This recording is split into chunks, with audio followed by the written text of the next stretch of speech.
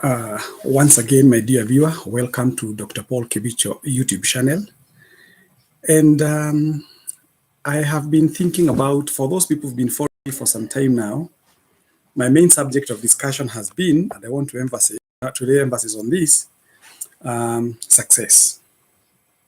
Success. And for those who've been following me keenly on my YouTube channel, you've seen that I've taken a considerable amount of time discussing what we refer to as success. What is it? And how do we achieve it in our lives? And why am I discussing, why am I so passionate about success? It is because everybody in this world of God was created to pursue success. And I'll surprise you today. And I want us to share a very, very important subject about success, even before I give you what we call the 7 Cs of success. And success, by the way, it is not making a lot of money. First off, appreciate that, because majority of people out there, they think that success is basically making a huge, colossal amount of money. That is not success.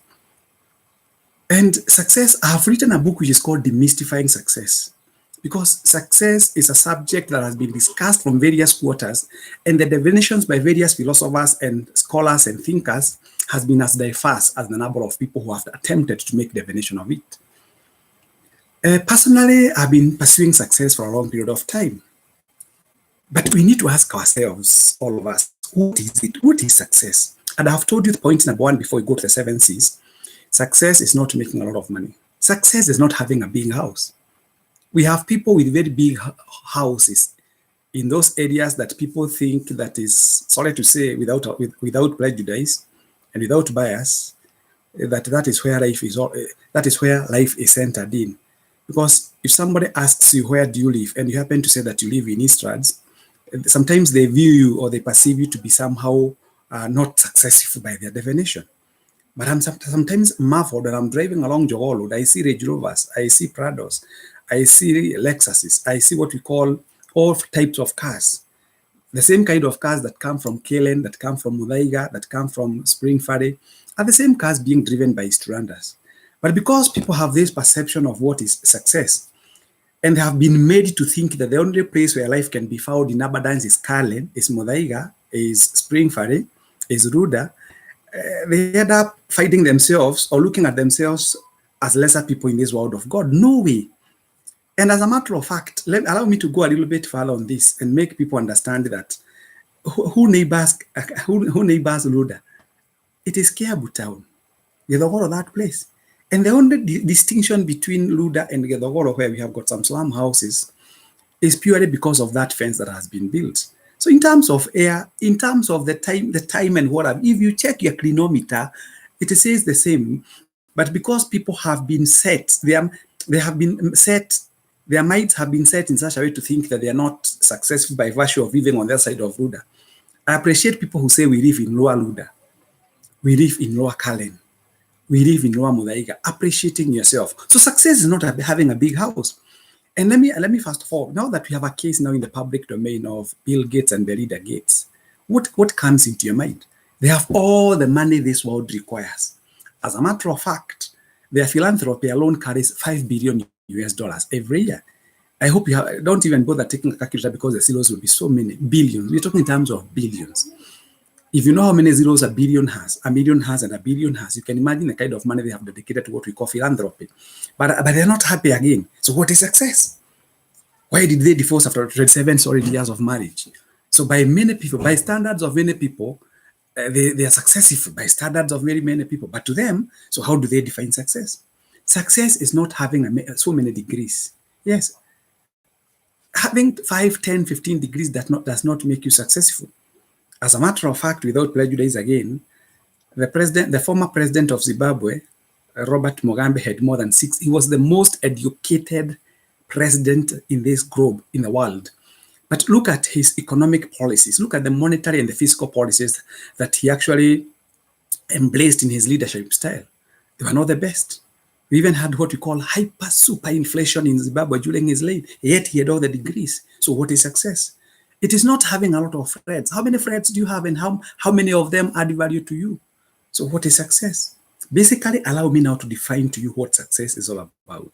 Success is the completion and the successful fulfillment of the original intent or purpose for your existence. Note that and underline. Success is the completion and the successful fulfillment of the original intent or purpose for your existence, or why the thing was made. Why were you brought into this world? And therefore, we say success is when you discover your purpose and complete it before you die. Success is when you discover your purpose in this world and complete it before you die. That's what we call success. And success is measured by what you have done compared to what you should do and could have done. So success is basically measured by what you have done, compared to what you should and could have done. And success is basically measured by what you can do, not what another person can do. And it has been said many times that if you judge a fish by the way it climbs a tree, the most frustrated person when it comes to examining that particular fish will not be the fish, but you, the examiner, because you are trying to examine a fish outside its habitat. Its natural habitat is in water. So if you want to judge the fish, judge it by the way it swims in the water, and of course, in competition with its peers. So that's what is success all about. So I repeat again before you go to the 7 Cs. Success is when you discover your purpose and complete it before you die. And success is measured by what you have done compared to what you do and could have done. And success is measured by what you are able to do. So don't be bothered by other definitions. Not how much money you have in the bank account, not the kind of house that you live in, not the many degrees that you have, not the many friends that you have, not the many destinations that you have got in this world of God. No, it is basically by looking at what are you capable of doing, what have you done, and if you have not unleashed your potential, what are you doing about it at this point in time? So allow me now to go to what we call the 7 secrets of success. And I'll be very brief and to the point. And this subject has been totally elusive to many people. When people look at me, they think I'm very, very successful by their standards. Maybe they think I'm successful because I've got quite a number of degrees. Of course, getting even 1 degree is not an easy thing. But as usual, when you meet many Kenyans out there, they take it for granted. They don't even recognize that you have done what you have done. But that should never bother you. Whatever you have done and achieved on your own, you don't require their approval. Don't go looking for people's approval. Approve yourself. I have had these shenanigans and charlatans of people saying that Kebisho is very educated, yet he doesn't have a government job. Fine. Or Kebisho is not a CEO of a given organization. Fine.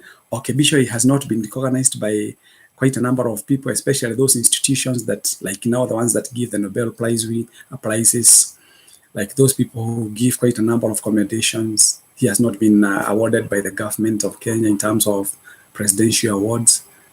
And I want to remind my viewers that all things happens at God's time. So don't complain wherever you are. At God's appointed time, things happen. Thank you so much, Mr. Daniel Kariuki. I appreciate you so much for Miss Lee. May God bless you. Thank you for being one of my followers. So we are saying, allow me to give you what we call the 7 secrets of success. And of course, I'll give you the 7 Cs. There are 7 Cs. Now, first of all, to succeed in life, you must have what we call clarity. Clarity. And what is clarity? Clarity basically means you must be absolutely clear on who you are and what you want in life. And I've given this example a number of times that when you go to the supermarket, everything in the supermarket is good, but it's not meant for you. And I've said it in the past that if you don't have a young child, diapers don't make sense to you. But because they don't make sense to you, they make to another person. So mind your own business. Don't worry what Kebisho is doing. By the way, as a matter of fact, I have said this. When God was creating me, he never factored you in his creation about me. So you are you and you are God. If by chance you might have met some people who make your life more bearable, thank God for that. If you meet critics along the way, it is life, don't you worry. If people judge you wrongly, number one, they go contrary to God's expectations because nobody should judge another person. So leave their judgment alone and do not allow those judgments made by your detractors out there, or those people who are called your antagonists, to make you divert from your vision and from your journey of success. So continually focus on what you want and don't listen to them. Many are there, and I've said it in the past, who do not want you to succeed in this life. So pursue your goals individually. If somebody comes your way and appreciates you, well and good. If they don't appreciate you, they were not factored in your creation, by the way. God never sought their approval in your creation. You are uniquely created. You have unique, innate attributes and characteristics that can propel you to any level in the globe. And I normally give the example of myself. When I was being born in the forest, our family was labeled as a museum of misery. We were poor. And I have been saying this with a lot of respect to my parents. My parents were very, very poor. We could not have afforded 3 meals in a day. As a matter of fact, when my parents bought 1 packet of unga, they could not prepare ugari for us because it couldn't have been enough for us to be served. So they were making what we call porridge, so that each of us can be able to get at least 1 or 2 cups. But that never stopped us from who we are. We had no car in our compound. We had no configurated iron sheet house in our compound. Today, we live in our own homes. Today, in my mother's compound, we park more than 10 cars. The same family that was being regarded as a museum of misery. So our destiny was not defined by what people thought us to be. I thank God for that, because no matter how many people, and I've been telling people that even if 100 people say that you're a bad character, but you know your character is good, your actions are good, stick to those good characters and virtues. God will bless the work of your hands, period. Me, nobody bothers me.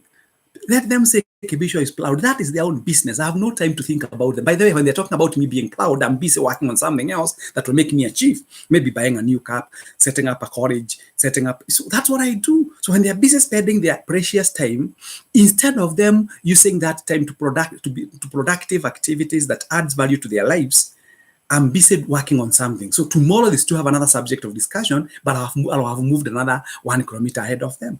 That is what we call maintaining positive mental attitude. At the corner of my slide, you can just drop your comment, and I'm always open for open criticisms, negative criticisms, and positive criticisms. But I appreciate you, Daniel Kariuki, among others. So one of the things that you must ensure as you walk this path of success is that you must have clarity. Clarity. You must be absolutely clear on who you are and what you want. You need to write down those goals that you have to achieve. And again, you need to plan. You need to plan every step of your way, clarity. If you're saying that you need to put up a house, your family house, say, yes, in the next 1.5 years, I'll do that. So you have already given a timeline to your dream, to your goal. So you want, within 1.5 years, I'll have bought a piece of land and I'll have put a house for my family. I'll have married by the time I'm turning 25 or 22. I'll have achieved my degree by this time. So have clarity. Number 2 is competence. You must be good at what you do. Do not admire that I wish I was Kebisho. I've told you, when you are saying that you wish you read the CD letter. There are always people who must be ahead of you. Even me, there are those people who are ahead of me, even academically. We have people who have got more than 6 degrees. Yes. We have people who have been to many countries than me. We have people who own good houses, who drive better cars than me. But that does not disturb my mental status, because I know in the fullness of time, if what I'm pursuing in life is in line with my dream, I'll achieve it. So competence. Now, let me say this, because I've got my young brothers and sisters and my young daughters and sons watching me over there. If you have a degree, for instance, you have a degree, Bachelor of Commerce in Finance, Accounting, Entrepreneurship, or Marketing, and you have not been able to get a job because of that training that you got, stop. Keep that degree aside. See whether you can even go back to Kisti. See whether you can go back to Nyeri Technical. See whether you can go back to Kimathi, do electronics, do plumbing, do carpentry. Because having a degree that is not giving you money is useless. We do not recognize, and I've said it in the past, and I'll continually repeat it until people get it right. Do not be fixated by what you got, which is not earning you money. So if, for instance, why do you think I did theology? I'm a theologian by training. It took me 3.5 years to do theology from PC University. Why did I do theology? And I graduated in 2005. I'm not saying that it will happen, but if the worst comes to the worst, I can take the Bible, go out there and preach the word of God, and people pay tithe and offerings. And because God does not spend the currency that we give in our congregations, that money that will be given by my members of congregation will enable me, number 1, to put up a good sanctuary for the Lord, to have missionary work being done, to support the orphans, the widows, and the widowers. And in that particular ministry of serving other people, my life also continues. Why do you think I did law? Why do you think I sat down for 4 years pursuing law degree after having cleared my doctorate? It is because I know people, we have got so many legal issues out there. So people come for legal advice from me. So when they come and they pay me, I survive. Why do you think I have a PhD, a doctorate? Yes, I am a lecturer in the university, soon becoming a professor. So when I go to the universities, we have shortage of PhD holders in Kenya. We are less than 7,000 people in Kenya. So I'm very marketable. So when I go to the university to look for a job, I'm given automatically without hassle. So why? Because I'm educated and I spent time to get to that particular doctorate. So you have to pay a price to succeed. And the problem with people is that they like swimming in the ocean of good intentions, but they forget to enter into the ocean of action. It is in the ocean of the action that you achieve all the goals that you have set to achieve. No pain, no gain. You have to go through pain to gain. When you avoid pain, don't expect to gain. Note that. Competence. Gather the prerequisite competencies and skills that will propel you to the next level to be able to achieve that goal that you have set. We go to the other C. Constraints. Identify the possible obstacles, barriers, limitations, and strategize on how you can be able to convert those obstacles into stepping stones towards your dream that you have set to achieve. So do not see them. Yesterday, I remember for those who watched the day before yesterday, for those who watched my video on my YouTube channel, Dr. Paul Kibisho official YouTube channel, I was talking about finding a bump on the road. When I'm driving on the road, sometimes I encounter very big bumps. Those bumps don't define my destination. They only tell me to be a bit cautious. So when you ask yourself, what are those things that I can find along the way? It's called the what if function. And this what if function, when you are actually traveling in an aircraft, they normally have what we call a life jacket. But you can imagine the scenario of having a life jacket when the aircraft has ceased operations airborne. And I'm telling you, the time of thinking about the life jacket, I think will be in heaven than trying to locate where you'll be. So constraints. Look at what are they? The financial constraints, the infrastructure constraints, the economic constraints. That is what you call the resources constraints, and see what you can do. Don't set a dream that is far too away from you, because it will only stress you. Then creativity. The other C point, the fourth C is what we call creativity. Innovation is key. Ability to find faster, better, cheaper, easier ways to produce and deliver the desired results. Creativity. So you must be creative. Creativity here means you must be that person who does not do what others are doing, but within that particular multitude of people, you identify a route that you can use to be able to go to your level, to your divine destination. Creativity. And sometimes we have even how to call the innovation of building homes without using stones. But what did you want? You wanted a good house where you can have your family reside in. So must you go through what we call the traditional way of putting the house, either by purchasing what we call stones, or can you now embrace the new technology out there that will still give you the ultimate dream of owning a house? Think about it. So you have to be creative. So it does not matter the kind of a phone that you use, by the way. Some of us people, we use the most sophisticated, complicated, intricate gadgets in the names of mobile phones. But funny enough, in that particular phone that you carry, which is worth more than maybe 70,000 to 80,000 shillings, you only use two buttons, the calling button and the termination button.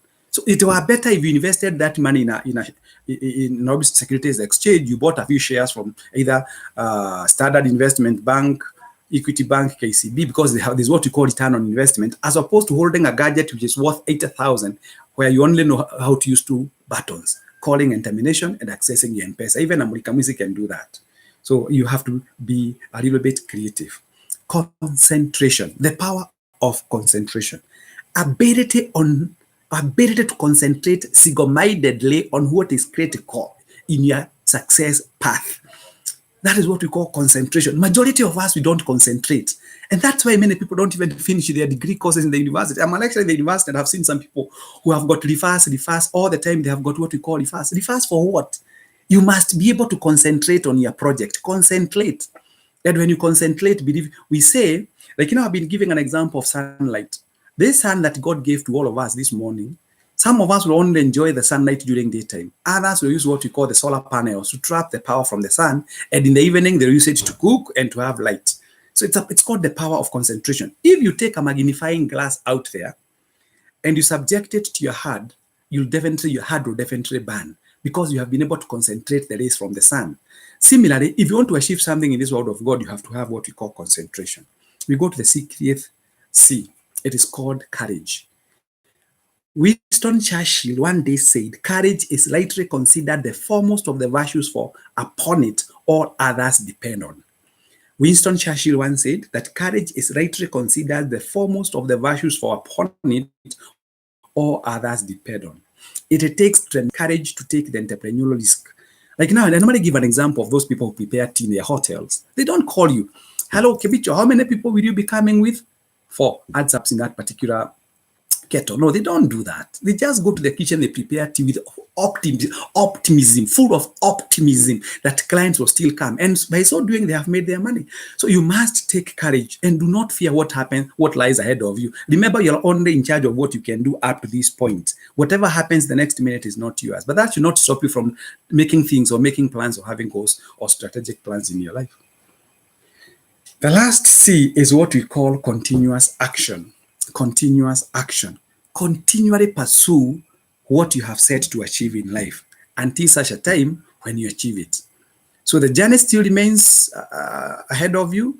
We still have quite a considerable amount of journey to cover, but until such a time when you are through with the dream that you had set to achieve, you have got no other option apart from pursuing it, remaining concentrating and becoming focused and not listening to what we call the naysayers.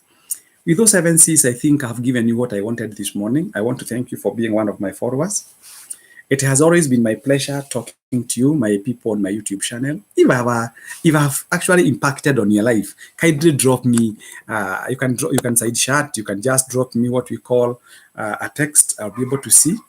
I want to thank all those people in the diaspora who have actually really taken my advices very seriously. Majority of you are now investing with me. I want to thank you so much. I'll be talking about, again, this investment package that assures you, giving you a platform where money will be working for you. But that will be a discussion for another day. So I wish you God's blessings and continually be glued to this particular YouTube channel where content can define your tomorrow. May God bless you. Shalom. And I have said in the past that should you be desirous of having us as a company to come and consult for you, I am the CEO of Panorama Consulting Company Limited. Panorama Consulting Company Limited, which is actually domiciled at Outer Ring Road between Ola Petrol Station and Naivas Supermarket. There's a building called Top Blast. You can come there. I have been doing a lot. I want to thank you so much, Kenyans who have been coming to my office for personal consultation. I'm humbly honored to have you. Thank you so much for those that have been able to positively impact on their lives, those whose businesses are doing pretty well, those who are almost on the verge of giving up, but they never gave up when they came to me. Thank you those who have brought their children to me for what we call career guidance. Thank you all those who have come sorting various advices from my office. My office is open for you. People come, we talk and we share. And I'll be very grateful to have you. Kindly let another person know that I normally give what we call advices on my YouTube channel. I'll really appreciate. If you want any consultancy of any manner, financial planning, organizational audit, marketing, leadership, risk management, coaching, goal setting, kindly don't hesitate to call us on 0713 534 65. 0713 534 65. You'll be able to meet my PA, executive PA, Madam Judy, who will be able to guide you on this. You can also call me on my personal number. Of course, when it is necessary, because sometimes when you call me and you hear that I'm not answering, I normally make people laugh when I say that you cannot blow a trumpet when you have water in your mouth. So sometimes I'm one of the most sought after consultants. I'm not proud, but I'm saying it because I've seen the hand of God upon me. So kindly call the number that I have given you. Thank you so much, Mr. Daniel Kariuki, once again. I appreciate you so much. If I have helped you, I thank God for you. And I'm praying that God is going to take you to the next levels. So you can call Judy on 0713 534 65, or you can even call me or maybe drop me a text on 0722 633 021. That is my personal line, and kindly make sure that you call if possible during working hours between 6 to 8 p.m. in the evening with a lot of humility. May God bless you. I'm also born again. I don't forget to say that. The fear of the Lord is the beginning of knowledge. This far, it has taken the heart of my God. I'd have every reason to thank my God for. Shalom, and may God bless all of you. I wish you a blessed day and have a good. Thank you so much, Mr. David Mwach. I think I'm so happy. I'm touched, Mr. David Mwach. Those are the kind of comments that I want to see.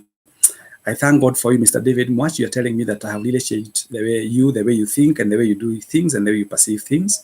May God bless you, Mr. David Mwach. I pray that God is going to take you to the next level. And kindly follow what I say. Today, before long, maybe in the next, after, kindly inform your friends that in the next, it is exactly 11:25, at exactly 1:45, I'll be talking about the 20 principles of finances shortly. So stay tuned, inform your friends, drop a message to your friend that will be on my YouTube channel in the next 15 minutes, talking about what we call the 20 personal financial tips. And I want you to be part of that. So thank you so much, Mwangi, David Mwangi, Kariuki Daniel, and those others who have not been able to drop a text here. I really treasure you people. Thank you so much. Thank you for also making me to be the person I am. And if I have hurt anyone in my YouTube channel, please kindly forgive me. I'm a human being.